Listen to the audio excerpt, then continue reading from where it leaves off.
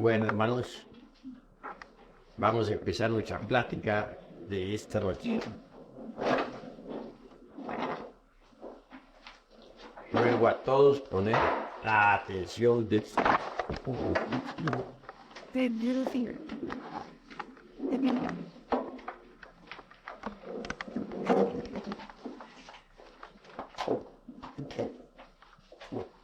todo caso. El sentido de la plática de esta noche significa que nosotros no debemos dejarnos llevar de las apariencias. Debemos no dejarnos fascinar por las distintas escenas de la vida. La vida es como una película. Es una película.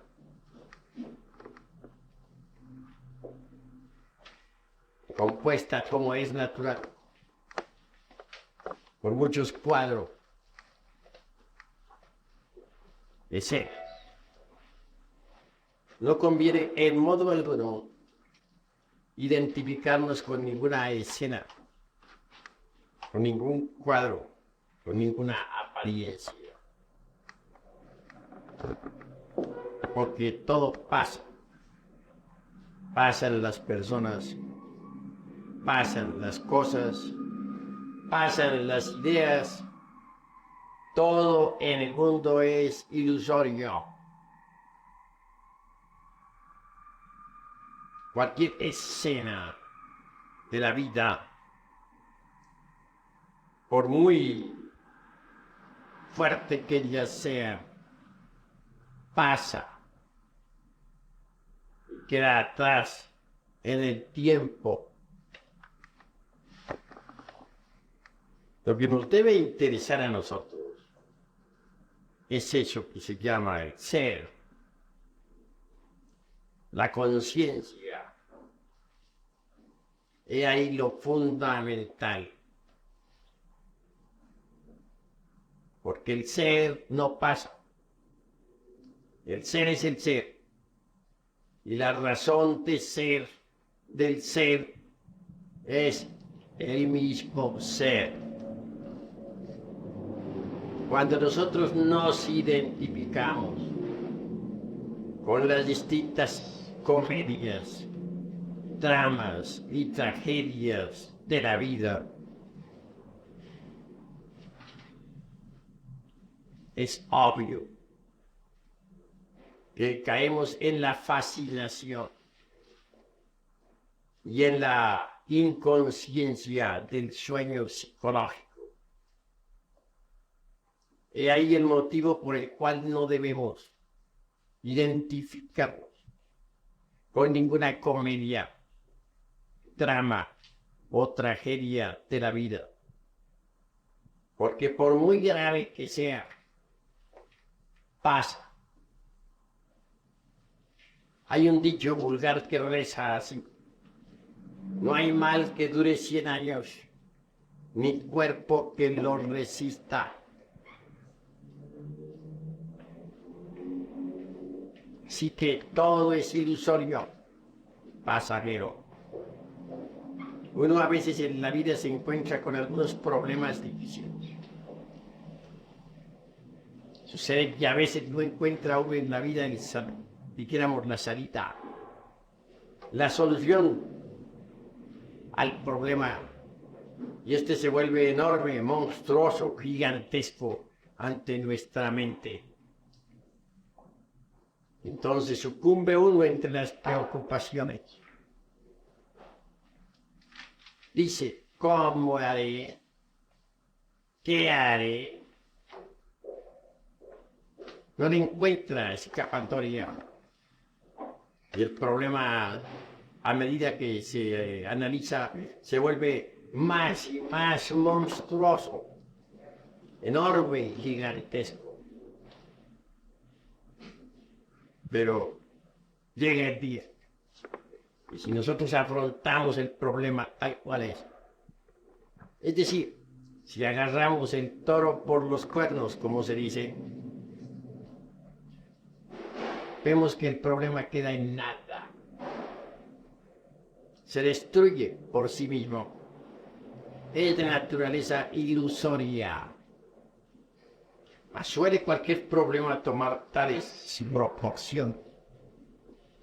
Su realismo se vuelve tan crudo ante nuestra mente que en verdad no se le encuentra salida por ninguna parte. Si uno que sucumbe ante el mismo, que en modo alguno se vuelve soluble. Pero si uno se le enfrenta al problema, verá que es ilusorio. ¿Qué pasa? Como todo tiene que pasar. Y al fin queda en nada.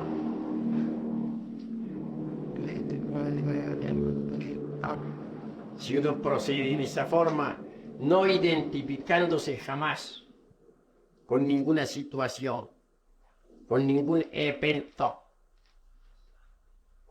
logrará estar siempre alerta y vigilante, como el vigía en época de guerra. Y es en ese estado de alerta donde uno descubre sus defectos psicológicos. Defecto descubierto debe ser comprendido y después eliminado. La mente por sí misma no puede alterar ningún defecto psicológico. La mente solo puede rotularlos, cambiar cualquier defecto, pasándolo de un nivel a otro, mas jamás alterarlo radicalmente. Se necesita de un poder que sea superior a la mente, y ese poder existe en nosotros. Quiero referirme en forma enfática a la Divina Madre Kundalini. Si lo ha comprendido que tiene tal o cual defecto, si lo ha entendido íntegramente y en todos los niveles de la mente, entonces puede concentrarse en Devi Kundalini Shakti. Y mediante ella podemos eliminar cualquier defecto de tipo psicológico. Kundalini es la Divina Madre Cósmica. En las religiones se le ha representado como María, o como Tonantzin, Maraj, Rea, Cibeles, Adonía, Insoberta, etc. La Madre Cósmica, la Madre Divina. Ella en sí misma es una parte de nuestro propio ser, pero derivado. Quiero decir con esto que la Madre Cósmica está dentro de nosotros mismos, aquí y ahora. Y si nosotros imploramos a ese poder, si pedimos a la Madre Divina, elimine de nuestra psiquis cualquier defecto de tipo psicológico, ella así lo hará. Es obvio que por tal motivo se desintegrará el defecto en cuestión. Mediante la Divina Madre Cósmica podemos eliminar todos nuestros defectos psicológicos. Como quiera que la conciencia está embotellada entre los defectos, eliminados estos, la conciencia despertará radicalmente. Y entonces podremos ver, oír, tocar y palpar las grandes realidades de los mundos superiores. Pero eso es indispensable no identificarnos con ninguna circunstancia de la vida. Cuando no nos identificamos con tal o cual problema, cuando permanecemos alerta, descubrimos en el problema nuestros propios defectos psicológicos. Normalmente se ha visto que los problemas obedecen al miedo.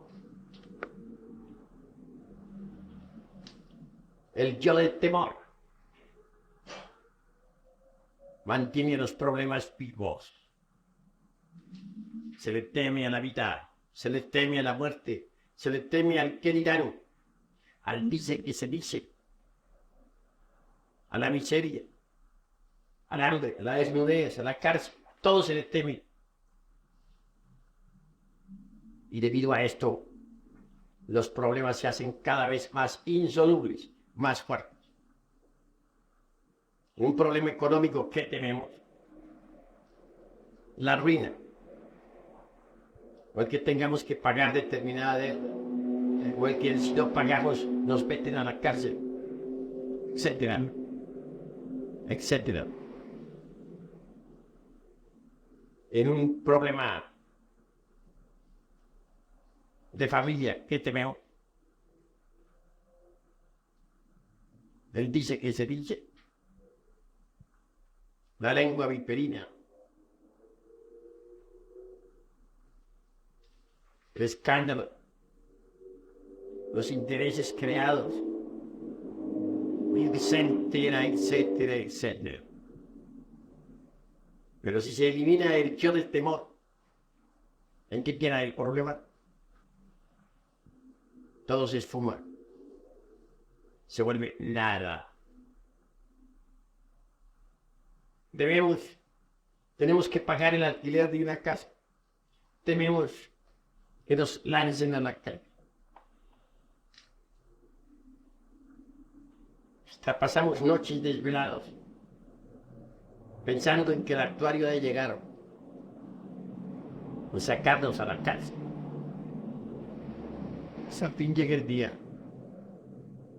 y resulta que el problema se solucionó, quizá por donde menos lo esperábamos. Entonces, ¿en qué fue el problema? Y si no se solucionó la cuestión, si nos echaron a la calle con todos los muebles, etc. ¿Qué pasó? Acá alguien no se quedarán los muebles. Alguien tendrá que recogerlos. En fin, por ahí no faltará dando vueltas a un lugar donde meter. Si los muebles se perdieron, ¿y qué? Más se perdió en el diluvio. ¿Por qué nos vamos a pegar a unos muebles?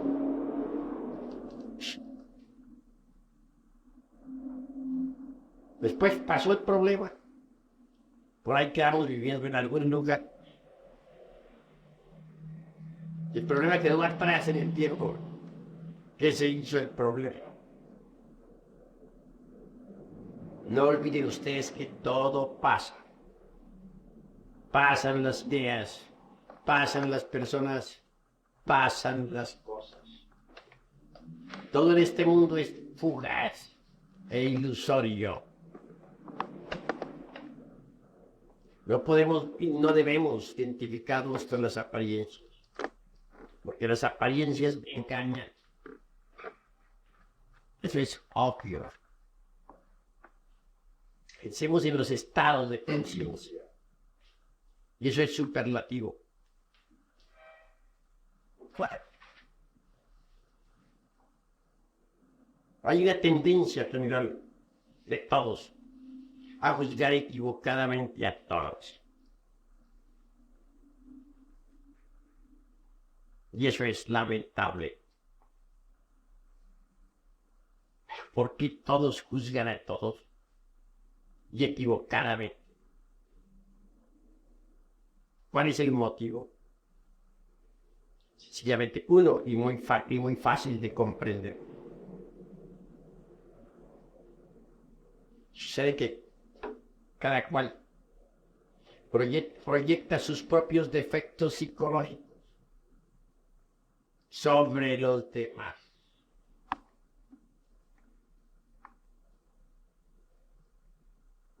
Cada cual ve en el prójimo sus propios defectos. Los defectos que a otros endilgamos los tenemos muy sobrados nosotros.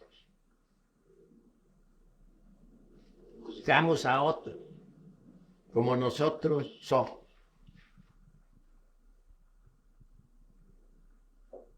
¿Han oído hablar ustedes de la antipatía mecánica? Que de pronto alguien siente antipatía por alguien sin haber motivo alguno. Entonces decimos, esta persona me cayó gorda. Frase muy típica que usaba. ¿Pero por qué? Si nunca la hemos visto, si hasta ahora nos la acaban de presentar. ¿Qué sucedió? ¿Por qué nos ha caído tan gorda esa persona? Si ni la conocemos. Porque le vimos la apariencia, salta, baja, es gorda, es delgada, tiene la nariz aguileña o la tiene achatada. Y ese es motivo ya como para decir que nos cayó gorda. ¿Qué ha sucedido? Sencillamente porque hemos proyectado sobre nuestra víctima nuestros mismísimos defectos psicológicos. Posiblemente hemos visto en esa persona el defecto más grave que tenemos. Ya a nadie le gusta verse así, dijéramos, tan escarnecido.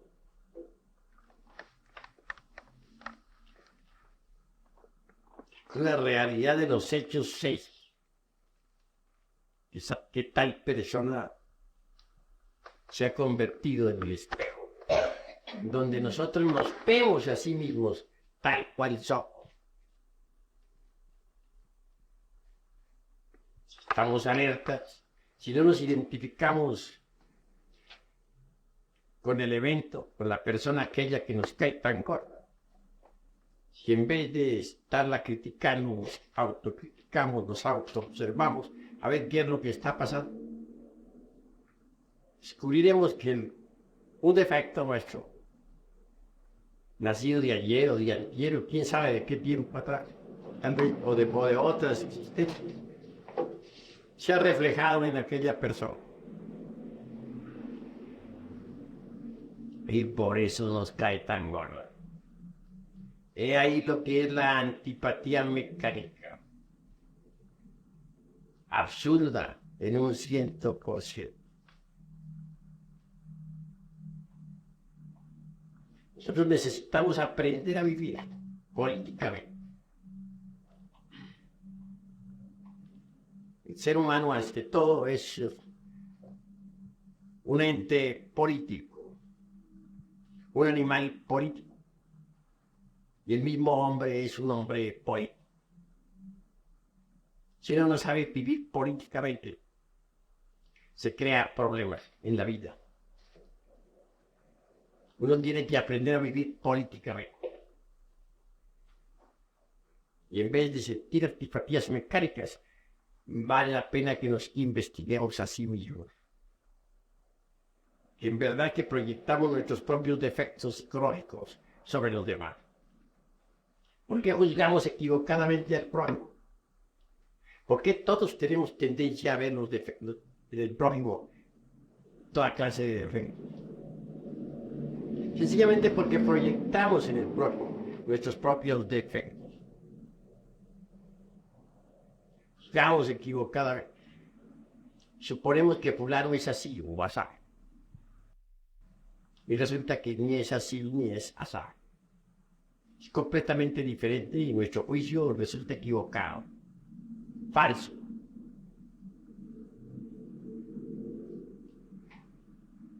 Vemos los hechos ajenos y tenemos la tendencia a interpretarlos errónea. Nunca somos capaces de ver los hechos ajenos con ecuanimidad, con serenidad. Siempre los calificamos equivocadamente.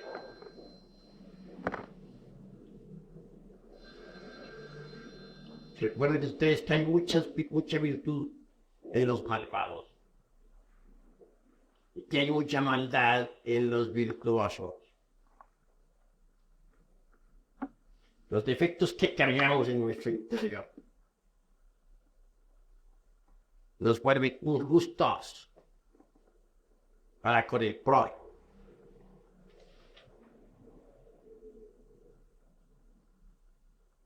Nosotros nos amargamos a sí mismos la vida con nuestros propios defectos. Y lo más grave, se la amargamos a los demás.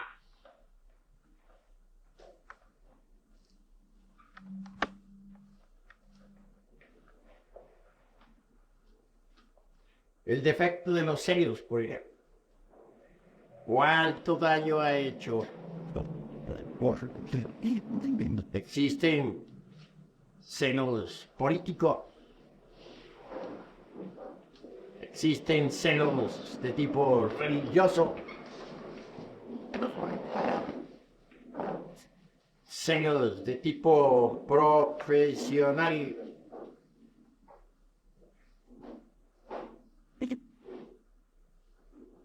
celos pasionarios,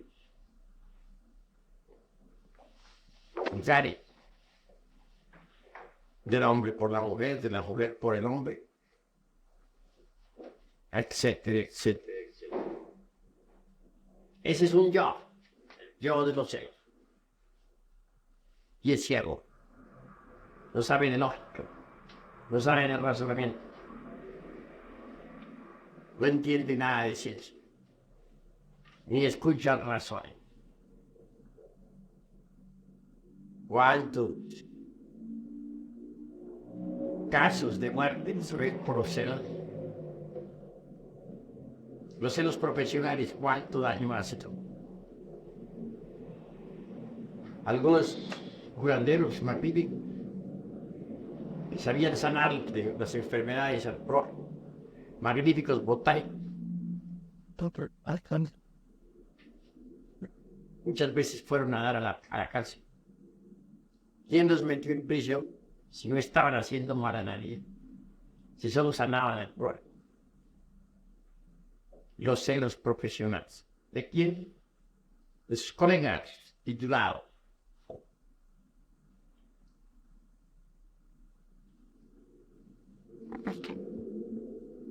Y en el campo profesionista, los celos parecen multiplicarse para cosas.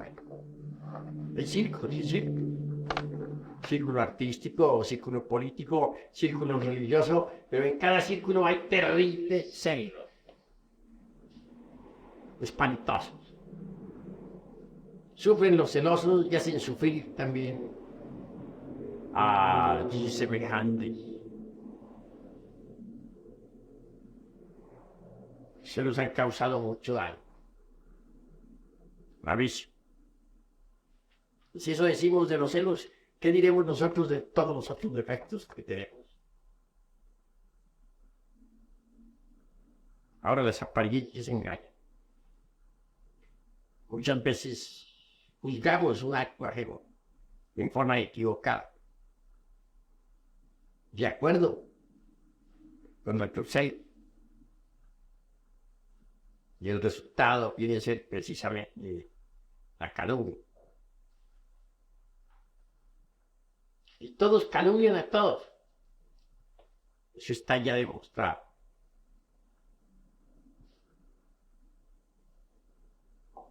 Hay tendencia siempre a dejarnos llevar de las apariencias. Determinado acto puede ser juzgado en una forma y la realidad correspondiente al mismo es otra. Un hecho cualquiera podría ser juzgado en determinada forma y de cierto modo, y no coincide el juicio con el hecho. Y resulta que el hecho tiene otro sentido diferente al juicio. Entonces el juicio sale equivocado. Al haber juicio equivocado, se ofende al prójimo. Y quien emite el juicio equivocado también se ofende a sí mismo. Se causa dolor. Saber vivir es muy difícil, porque vivimos en un mundo de apariencias ilusorias y tenemos la tendencia siempre a identificarnos con las apariencias, olvidando lo esencial, que es el ser. He ahí lo grave. Nosotros, dentro de nosotros, existen factores psicológicos espantosos que ignoramos y que jamás admitiríamos tener. Ante todo deben recordar ustedes que el yo no es algo, digamos, perenne, que el yo es una suma y también una resta, una multiplicación y una división de elementos inhumanos. Cada elemento de esos es un yo. Así pues, no tenemos un solo yo, tenemos muchos yos. Nuestro yo es pluralizado, no singularizado. Y eso es algo que ustedes deben comprender. Porque existe el yo temo, el yo amo, el yo odio, el yo envidio, el yo tengo celos, el yo tengo coraje, etcétera, etcétera, etcétera. Cada uno de esos yoes tiene tres ejes: el intelectual, ubicado en la cabeza, el emocional en el corazón y el motor instintivo sexual, en la espina dorsal.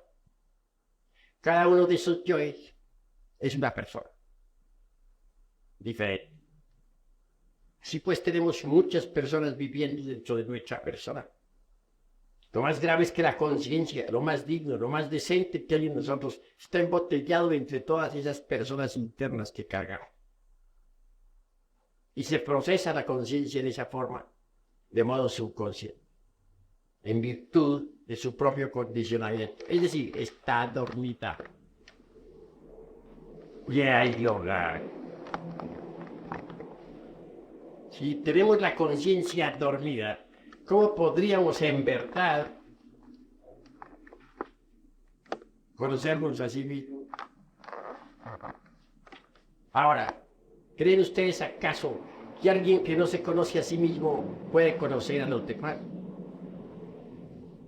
Si a sí mismo no nos conocemos, ¿cómo podríamos afirmar nosotros que conocemos a los demás? Que conocemos a nuestros amigos, que conocemos a las gentes. Queremos conocer a los demás, hemos de empezar por conocernos a sí mismos. Somos necios. No conociéndonos a sí mismos, creemos que conocemos a los demás. Cuán necios somos, cuán absurdos. Si nos conociéramos a sí mismos, todo sería distinto. Desgraciadamente, no nos conocemos a sí mismos. Si un hombre no se conoce a sí mismo, no conoce sus propios mundos internos, ¿cómo podría conocer los mundos internos del planeta Tierra? ¿O cómo podría conocer los mundos internos del sistema solar o de la galaxia en que vivimos?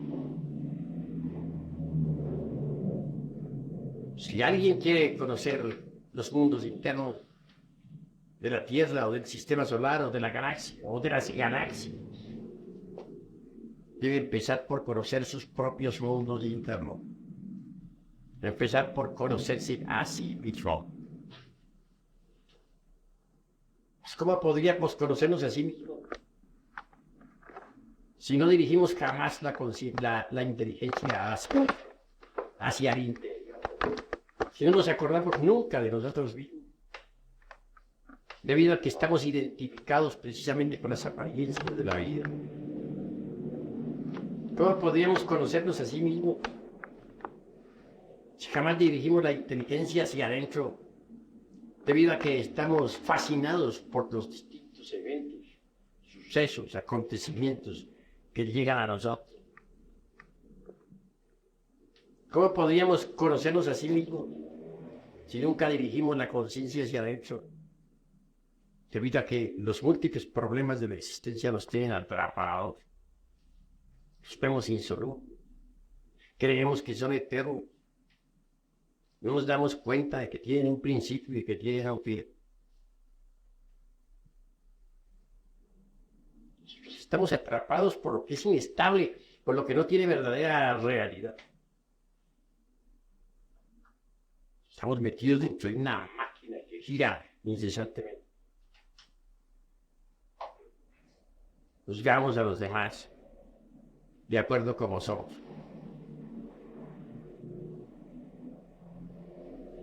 Hay tantos errores.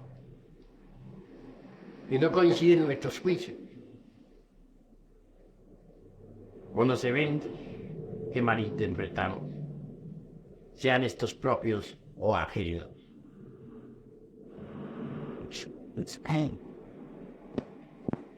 Obviamente estamos metidos dentro de una máquina que gira incesantemente. Pero andamos sonámbulos, inconscientes, dormidos. Nada sabemos sobre sí mismos, porque nunca nos acordamos de sí, de nuestro propio ser. Tenemos la mente demasiado ocupada en las cosas ilusorias, en lo que es pasajero.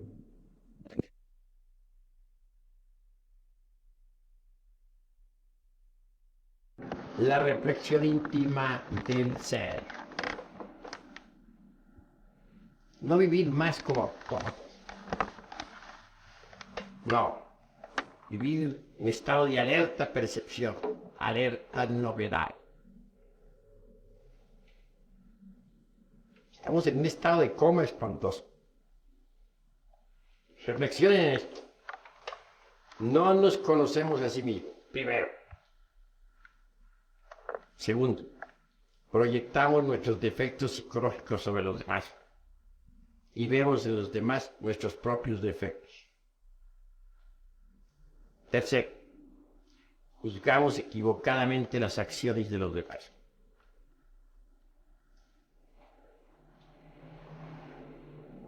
Cuarto, tales acciones no coinciden con el juicio que nosotros emitimos. Quinto, el juicio que nosotros emitimos es en verdad el propio defecto psicológico que sobre el prójimo hemos proyectado. Conclusión, el prójimo nos está sirviendo de espejo,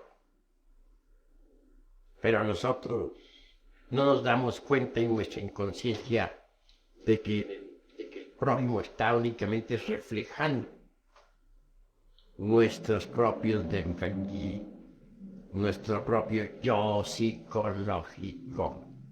El prójimo es un espejo donde nosotros nos reflejamos. No comprendemos que el reflejo que hay en el espejo es nuestro propio reflejo. Ni siquiera nos damos cuenta de que nos estamos reflejando en el prójimo. Antes bien, estamos tan identificados con el evento, con el suceso, con las circunstancias o circunstancias, que y remotamente se nos ocurre reflexionar en todas estas cuestiones. Vivimos en un estado de fascinación, conciencia, de sueño, psicológico. Si en estos asuntos de la vida práctica, diríamos terrenales, andamos tan inconscientes, ¿qué podríamos decir nosotros con respecto a las cosas celestiales?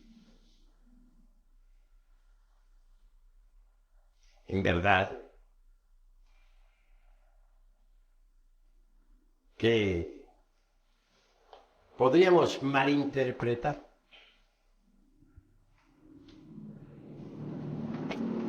todos los postulados de la ciencia hermética.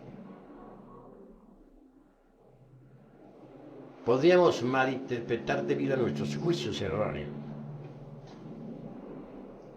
las actitudes de los otros y ya la vida de los adeptos, etc. Podríamos malinterpretar debido a nuestro estado de conciencia hasta el mismo drama cósmico y obviamente el drama cósmico, tal como está estipulado en los 4 evangelios, ha sido mal interpretado. ¿Por qué podríamos interpretar erróneamente la vida de los adeptos de la fraternidad? ¿O por qué podríamos malinterpretar el drama cósmico? ¿Qué podríamos malinterpretar los postulados de la sabiduría hermética? Etcétera. Por un solo motivo: que nuestro juicio no es libre. Es un juicio condicionado por nuestros propios defectos. Nuestro juicio es el resultado del embotellamiento psicológico en que nos hallamos. Nuestro juicio es, digamos, la proyección de nuestros propios defectos. Proyectamos nuestros defectos sobre los 4 evangelios. Proyectamos sobre los postulados de la ciencia hermética. Los proyectamos sobre los actos de los iniciados, sobre la vida de los adeptos, etc. Si es que también para las cosas celestiales no estamos preparados. Proyectamos una mente que proyecta sus propios errores. No es una mente libre. No es una mente que pueda aprehender o capturar la realidad de las cosas, la realidad de los fenómenos, de los hechos, de las circunstancias que por todas partes nos rodean.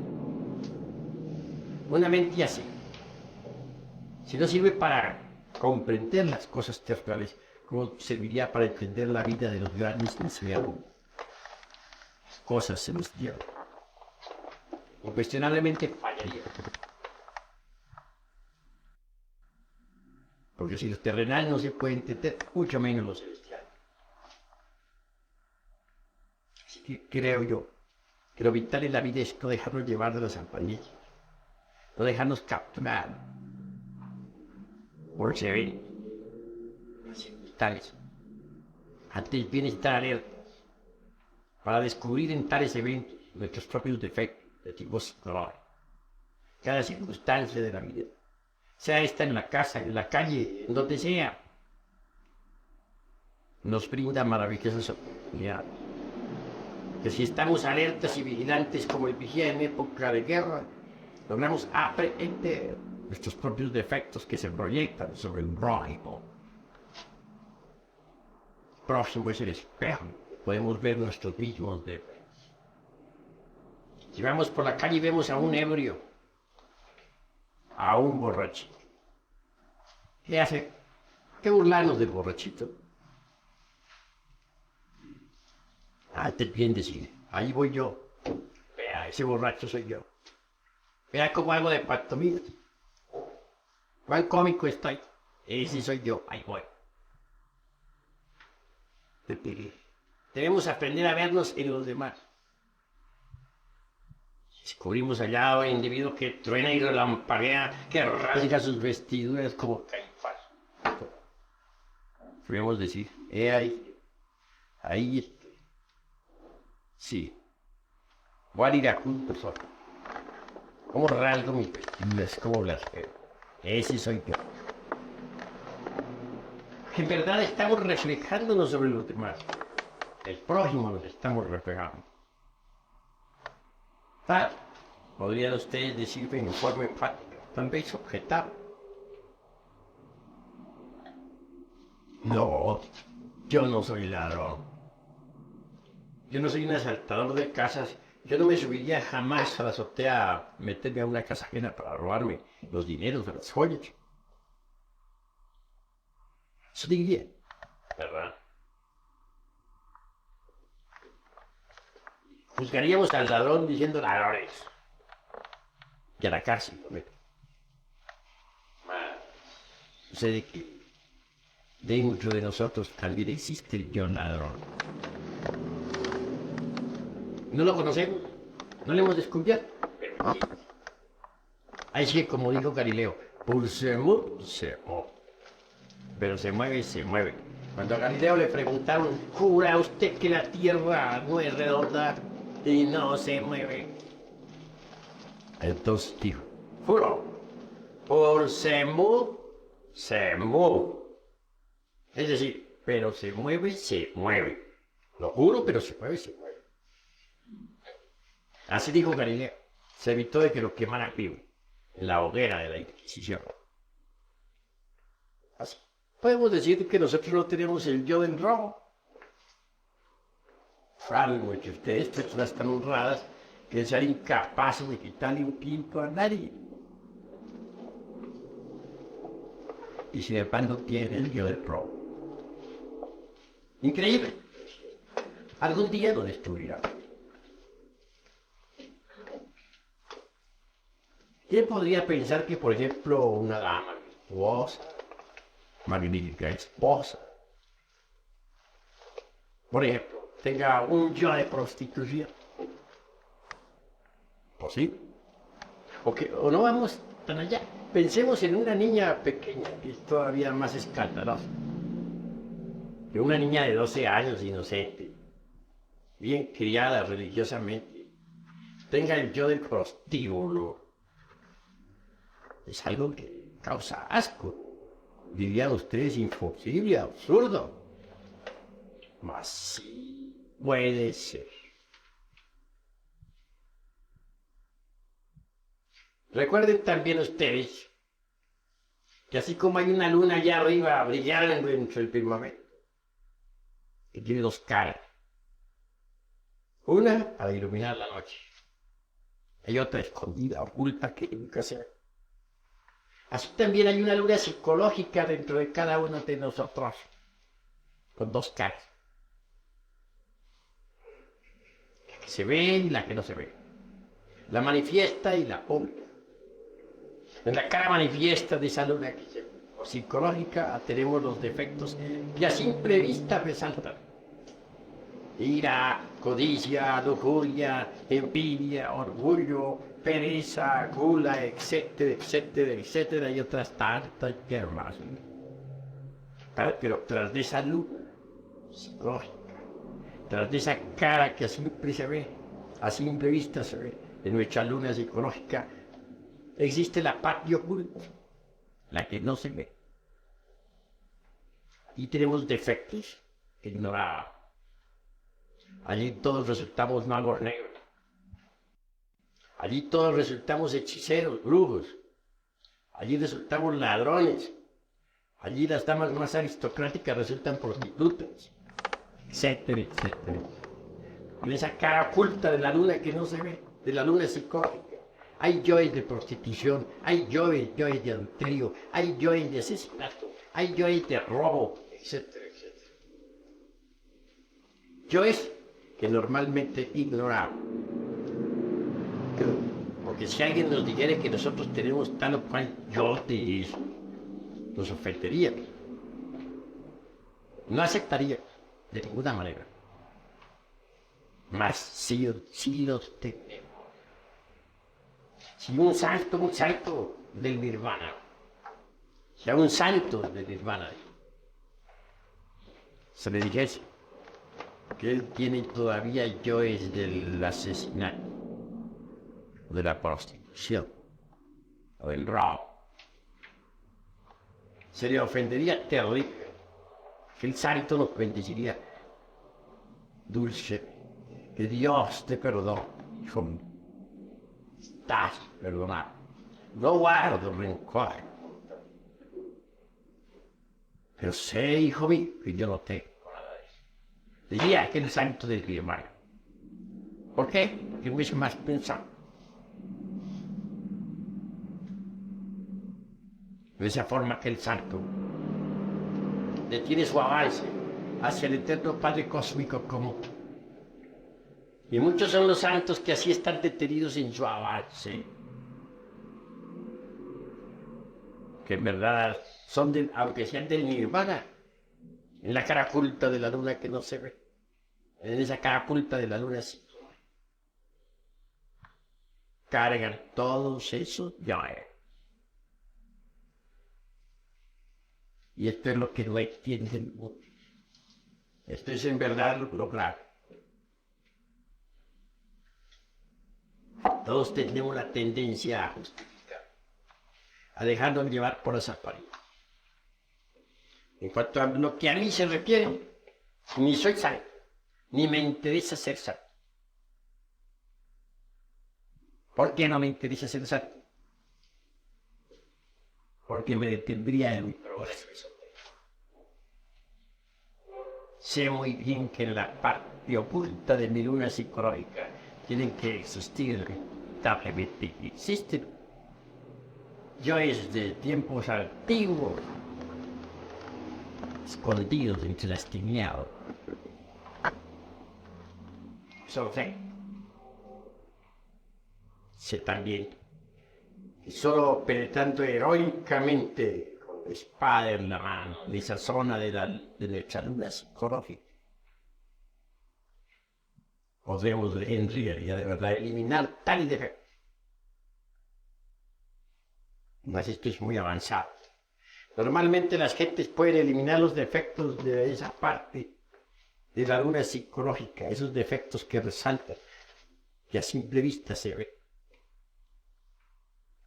Ya cuando se trata de penetrar en la parte oculta de la luna psicológica, en la parte escondida, pues se requiere un esfuerzo mayor. Eso pertenece ya a la iniciación de Judas.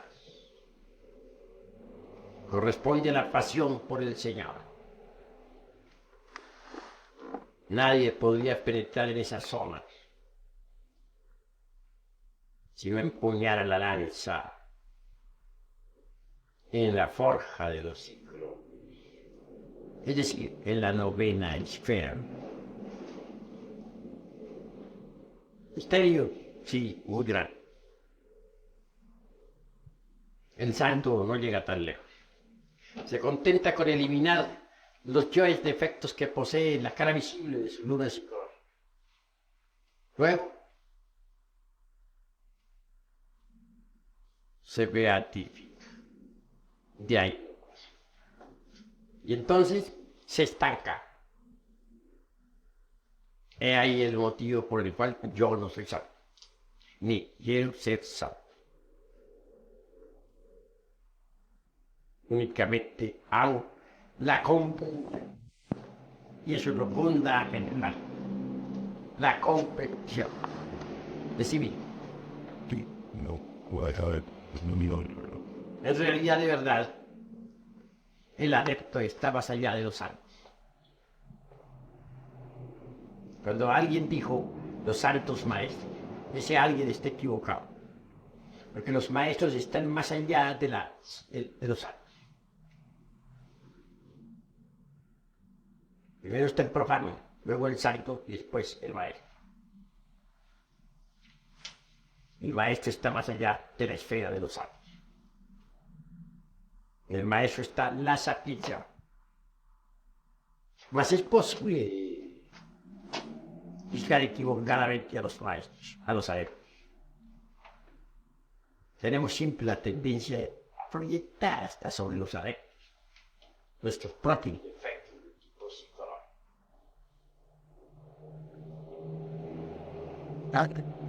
Si juzgamos equivocadamente a los adeptos, sobre ellos también lanzamos nuestros juicios equivocados. Porque si no es posible juzgar rectamente los actos del prójimo, común y corriente, mucho menos es posible juzgar los actos de los adeptos de forma correcta. Normalmente tenemos la tendencia a tirar lodo contra los adeptos, así como y tiramos lodo contra nuestro prójimo. También tiramos lodo contra los adeptos de la blanquera. Por eso estos han sido crucificados, envenenados, metidos en prisiones, apuñalados, perseguidos. Es muy difícil juzgar a un adepto. Si es casi imposible juzgar al prójimo, mucho menos podríamos juzgar a un adepto. Así que los invito esta noche a la reflexión, a no dejarse llevar jamás de las apariencias, porque las apariencias equivocan, a no endividar sus defectos. Y hasta aquí disparado. Paz. Vamos ahora a continuar con nuestro ritual. Ahí